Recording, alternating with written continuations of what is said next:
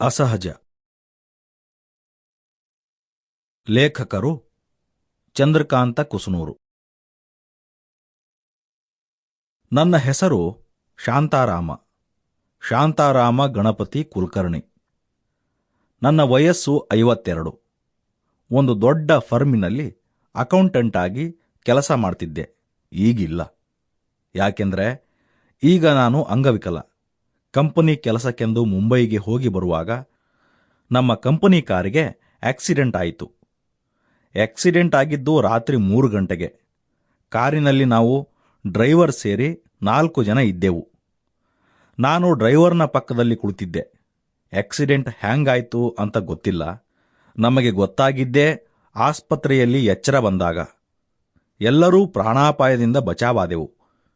Driver ಮತ್ತು ನನ್ನ 3 ಜನ ಗೆಳೆಯರಿಗೆ ಸಣ್ಣ ಪುಟ್ಟ ಗಾಯಗಳಾಗಿದ್ದವು. ಮೈನರ್ ಇಂಜುರಿ ಅಂತಾರಲ್ಲ, ಅಂಥದ್ದು. ನಾನು ಮಾತ್ರ ಕಾರಿನ ಕೆಳಗೆ ಸಿಕ್ಕಾಕೊಂಡಿದ್ದೆ.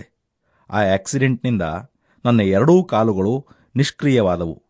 ಟೊಂಕದಿಂದ ಕೆಳಗಿನ ಭಾಗ ಲಕ್ವಾ ಬಡಿದಂತಾಯಿತು. ಕೆಲಸ ಕಳೆದುಕೊಂಡೆ. ನಮ್ಮ ಕಂಪನಿ ತುಂಬಾ ಚೆನ್ನಾಗಿದೆ. ನನ್ನ ಸಂಪೂರ್ಣ ಆಸ್ಪತ್ರೆಯ ಖರ್ಚು ಕಂಪನಿನೇ ನೋಡಿಕೊಂಡಿತು. 6 ತಿಂಗಳ ಟ್ರೀಟ್ಮೆಂಟ್ ಅವಧಿಯ ಸಂಬಳ ಕೊಡ್ತು. ನಾನು ಆರಾಮಾಗಿ ಮನೆಗೆ ಬಂದೆ. ಕಂಪನಿನೇ ನನಗೊಂದು ವೀಲ್ ಚೇರ್ ಕೊಡಿಸಿಕೊಟ್ಟಿತ್ತು. ಕಂಪನಿಯಿಂದ ಬರಬೇಕಾದ ಪ್ರಾವಿಡೆಂಟ್ ಫಂಡ್ ಇತ್ಯಾದಿಗಳೆಲ್ಲ ಮಂಜೂರಾಗಿ ಸ್ವತಃ ನಮ್ಮ ಕಂಪನಿ ಮ್ಯಾನೇಜರ್ ಸಂಪತ್ ರಾವ್ ಅವರೇ ಮನೆಗೆ ಬಂದು ನನ್ನ ಕೈಗೆ 17 ಲಕ್ಷದ ಚೆಕ್ ಕೊಟ್ಟರು. ಮುಂದೆ ಮತ್ತೇನಾದರೂ ತೊಂದರೆಯಾದರೆ ಕಂಪನಿ ಖಂಡಿತ ಸಹಾಯ ಮಾಡುತ್ತದೆ ಎಂದು ಭರವಸೆ ಕೊಟ್ಟು ಅವರು ಹೋದರು. 1 ವಾರದ ನಂತರ ಸಂಪತ್ ರಾವ್ ಅವರ ಫೋನ್ ಬಂತು. ನಾನೇ ಎತ್ತಿಕೊಂಡೆ. ಹಲೋ ಸರ್ ಎಂದೆ. ನಮಸ್ಕಾರ ಸರ್, ಚೆನ್ನಾಗಿದ್ದೀನಿ. ಶಾಂತಾರಾಮ್, ನಿಮ್ಮ ಮಿಸ್ಸೆಸ್ ಅವರ ಕ್ವಾಲಿಫಿಕೇಷನ್ ಏನು? MCom sir. ಗುಡ್. ಅಂದರೆ ನೀವು ನಿಮ್ಮ ಮನಸ್ಸು ಮಾಡಿದರೆ ನಿಮ್ಮ ಶ್ರೀಮತಿಯವರು ನಮ್ಮ ಕಂಪನಿ ಜಾಯಿನ್ ಮಾಡಬಹುದು, ಆಫೀಸ್ ಸೂಪ್ರಿಡೆಂಟ್ ಅಂತ. ಧನ್ಯವಾದ ಸರ್, ಉಪಕಾರ ಮಾಡಿದಂತಾಗ್ತದ. ನಿಮ್ಮ ಶ್ರೀಮತಿಯವರು ಆಫರ್ ಎಕ್ಸೆಪ್ಟ್ ಮಾಡಬಹುದಲ್ಲ? ಖಂಡಿತ ಮಾಡ್ತಾರೆ ಸರ್. ಗುಡ್.